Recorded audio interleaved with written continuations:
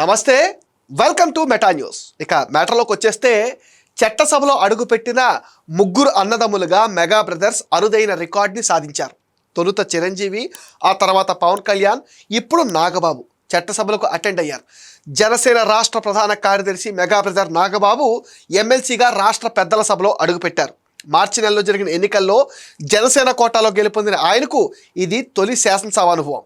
Budget సమావేశాలు అప్పటికే పూర్తి కావడంతో వర్షాకాల సమావేశాలు ఆయనకి మొదటి సభలుగా మారిపోయాయి. 2024 ఎన్నికల్లో అనకాపల్లి ఎంపీగా పోటీ చేయాలనుకున్న నాగబాబు పొత్తుల కారణంగా త్యాగం చేశారు. కూటమి గెలుపు కోసం కృషి చేశారు. అసెంబ్లీ ఎన్నికల్లో కూటమి ఘన విజయం సాధించాక నాగబాబు రాజకీయ ప్రయాణం పైన విస్తృతంగా చర్చ జరిగింది. ఏడాది క్రితమే సీఎం చంద్రబాబు నాగబాబుకు మంత్రి పదవి ఇస్తామని చెప్పారు. ఆ సమయంలో ఆయనకు పలు మంత్రిత్వ శాఖలు కేటాయించారంటూ అటు మెయిన్ స్ట్రీమ్ మీడియాలో ఇటు సోషల్ మీడియాలో కూడా విస్తృతంగా ఊహాగానాలు అయితే వచ్చాయి. అయితే ఆ అంచనాలన్నీ పక్కన పెట్టి ఆయన మొదటగా ఎమ్మెల్సీ హోదాలో చట్టసభలోకి అడుగుపెట్టారు. సభలో ప్రవేశించే ముందు తన సోదరుడు ఉప ముఖ్యమంత్రి పవన్ కళ్యాణ్ను కలిసి మర్యాదపూర్వకంగా శుభాకాంక్షలు తీసుకోవటం ప్రత్యేకంగా నిలిచింది. సభలోకి వచ్చిన వెంటనే ఆయనకు కూటమి ఎమ్మెల్సీలు, ఇతర సభ్యులు హృదయపూర్వక అభినందనలు తెలియజేశారు. మొదటి రోజు నాగబాబు ప్రవర్తన అందరి దృష్టిని ఆకర్షించింది.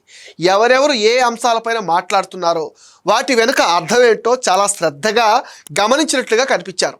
ఆయన వెనుక వరుసలో కూర్చున్నప్పటికీ కూటమి ప్రతినిధిగా జనసేనలోని కీలక నేతగా ఉండటం వల్ల రాబోయే రోజుల్లో తన వాణి బలంగా వినిపిస్తారనే అభిప్రాయం అందరికీ కలిగింది. ఇక ఎన్టీఆర్ స్ఫూర్తితో రాజకీయాల్లోకి వచ్చిన మెగాస్టార్ చిరంజీవి 2008 ఆగస్టు 26న ప్రజారాజ్యం పార్టీని స్థాపించారు. 2009లో జరిగిన ఉమ్మడి ఆంధ్రప్రదేశ్ సాధారణ శాసనసభ ఎన్నికల్లో బరిలో నిలిచారు. మెగాస్టార్ చిరంజీవికి విశేష ప్రేక్షకాదరణ ఉండేది. అందుకే నాడు ఒంటరి పోరాటానికి మగ్గు చూపారు. నాడు అధికార కాంగ్రెస్ ఒకవైపు, తెలుగుదేశం పార్టీ నేతృత్వంలోని మహాకూటమి మరోవైపు పోటీ చేస్తుండగా ప్రజారాజ్యం పార్టీ రూపంలో త్రిముఖ పోటీ నెలకొంది. అటువంటి సమయంలో 18 అసెంబ్లీ సీట్లు తెచ్చుకుంది ప్రజారాజ్యం పార్టీ. 70 లక్షల ఓట్లతో రికార్డు సృష్టించింది. మొత్తం ఓట్లలో 18% ఓట్లు ఈ పార్టీ దక్కించుకుంది.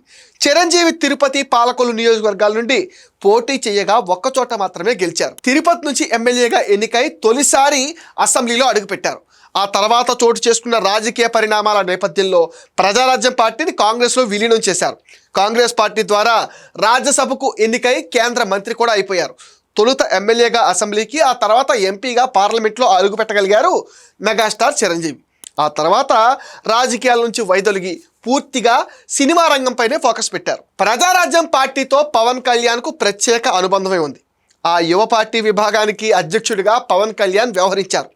తన అన్నకు అండగా ప్రజారాజ్యం పార్టీ తరఫున 2009 ఎన్నికల్లో విస్తృత స్థాయిలో ప్రచారం చేశారు పవన్ కళ్యాణ్. అయితే చిరంజీవి తన పార్టీని కాంగ్రెస్లో విలీనం చేయడంతో పవన్ రాజకీయాలకు దూరం అయిపోయారు. రాష్ట్ర విభజన తర్వాత 2014లో జనసేన పార్టీని స్థాపించి క్రియాశీలక రాజకీయాల్లోకి వచ్చారు. ఆ ఎన్నికల్లో పోటీకి దూరంగా ఉన్న పవన్ టీడీపీ, బీజేపీ కూటమికి మద్దతు ఇచ్చారు. ప్రభుత్వం ఏర్పాటులో తన వంతు పాత్ర పోషించారు. కానీ పవన్ కళ్యాణ్ మాత్రం ఎటువంటి నామినేటెడ్ పదవులు తీసుకోలేదు. రాజ్యసభతో పాటు ఎమ్మెల్సీ పదవుల ఆఫర్లు కూడా తిరస్కరించారు. 2019 ఎన్నికల్లో వామపక్షాలతో కలిసి పోటీ చేశారు. కానీ జనసేన ఒకే ఒక్క స్థానానికి పరిమితమైంది. పోటీ చేసిన 2 చోట్ల పవన్ కళ్యాణ్ ఓడిపోయారు. ఆ తర్వాత అనేక ఒడిదుడుకులను ఎదుర్కొన్నారు. అయినప్పటికీ మొక్కవోని దీక్షతో 2019 నుంచి 24 మధ్య గట్టిగానే నిలబడ్డారు. జగన్ అరాచకాలపైన టీడీపీతో కలిసి గొంతెత్తారు. వైసీపీ విముక్త ఆంధ్రప్రదేశ్ లక్ష్యంగా టీడీపీ, బీజేపీతో కలిసి 2024 ఎన్నికల్లో నడిచారు. కూటమి గెలుపులో క్రియాశీలక పాత్ర పోషించారు. పోటీ చేసిన అన్ని స్థానాల్లో జనసేన అభ్యర్థులను గెలిపించుకుని సరికొత్త రికార్డు సృష్టించారు. తాను పిఠాపురం నుంచి ఎమ్మెల్యేగా గెలిచి అసెంబ్లీలో అడుగుపెట్టారు. కీలక మంత్రిత్వ శాఖలతో పాటు ఉప ముఖ్యమంత్రి హోదా కూడా అందుకున్నారు. సీఎం చంద్రబాబు నేతృత్వంలోని కూటమి పాలనలో తనదైన మార్కు చూపిస్తున్నారు. మొత్తంగా సందర్భాలు వేరైనా చట్టసభలో అడుగుపెట్టిన ముగ్గురు మనగాళ్లుగా మెగా బ్రదర్స్ పేరు ఇప్పుడు మారుమోగిపోతుంది. ఇది మెటా న్యూస్ అప్డేట్. ఈ వీడియో పైన మీ విలువైన ఒపీనియన్ని కామెంట్ సెక్షన్లో మెన్షన్ చేయండి. మీరు ఇచ్చే కామెంట్స్తో మరిన్ని ఇంట్రెస్టింగ్ వీడియోస్ మీకు అందిస్తామని మీరేం చేయాలో మీకు తెలుసుగా. ఈ వీడియోస్ని లైక్ చేయండి, షేర్ చేయండి, మెటా న్యూస్ని సపోర్ట్ చేయండి, సబ్స్క్రైబ్ చేయండి.